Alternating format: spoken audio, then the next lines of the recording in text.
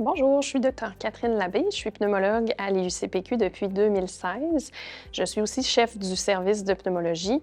J'ai une formation spécialisée spécifiquement en cancer pulmonaire, ce qui fait que je passe une bonne partie de mon temps soit à notre guichet d'investigation en suspicion de cancer pulmonaire ou soit à travailler à la clinique d'oncologie pulmonaire. Je suis membre de l'escadron poumon de l'IUCPQ. L'escadron poumon existe depuis 2017, je pense. En fait, on est une équipe de 4 professionnels impliqués dans le traitement du cancer pulmonaire à l'UCPQ.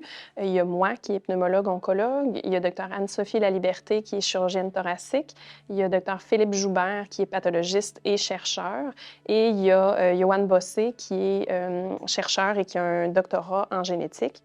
Donc, toutes ces personnes-là sont impliquées soit dans la trajectoire pour le diagnostic ou pour le traitement du cancer pulmonaire, ou soit dans la recherche pour essayer, encore une fois, d'améliorer nos traitements, de mieux prédire qui a des risques de récidive, qu'est-ce qu'on peut faire pour empêcher les récidives, qu'est-ce qu'on peut faire pour améliorer nos traitements.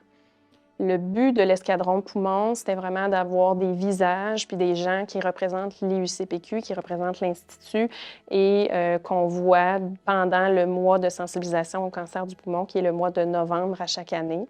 Puis le but de ce mois-là, c'est un peu de diminuer ou de défaire certains mythes qui peuvent avoir en lien avec le cancer du poumon. Par exemple, que les patients ne guérissent pas ou que c'est seulement des patients qui ont fumé, qui ont ça, ou que si on n'a pas du tout de symptômes, on ne peut pas avoir le cancer du poumon. Puis le but, évidemment, c'est de présenter qu'est-ce qu'on fait à l'UICPQ et qu'est-ce qui nous distingue dans le traitement du cancer du poumon. Et évidemment, d'inciter les gens à faire des dons à la fondation de l'IUCPQ qui redonne ensuite directement aux chercheurs et aux médecins de l'Institut pour qu'on puisse continuer d'améliorer les soins aux patients.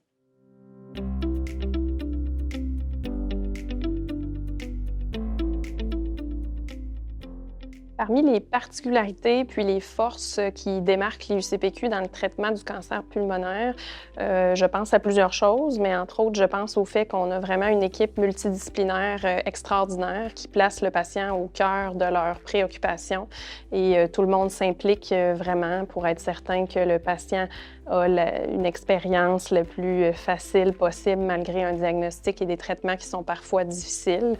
Donc, je pense aux infirmières, aux pharmaciens, aux médecins oncologues, aux pathologistes, aux radiologistes, aux pneumologues, à la psychologue, et j'en oublie certainement plusieurs, mais on est une grosse équipe.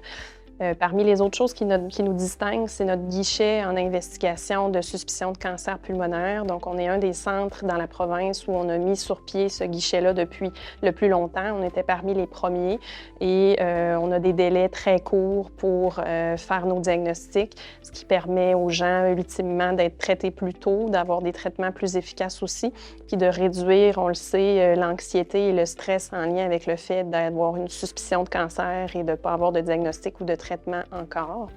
Ce qui nous distingue aussi, c'est qu'on a des chirurgiens thoraciques qui sont évidemment très compétents, qui font des chirurgies très complexes et qui sont à la fine pointe de ce qui se fait partout ailleurs dans le monde.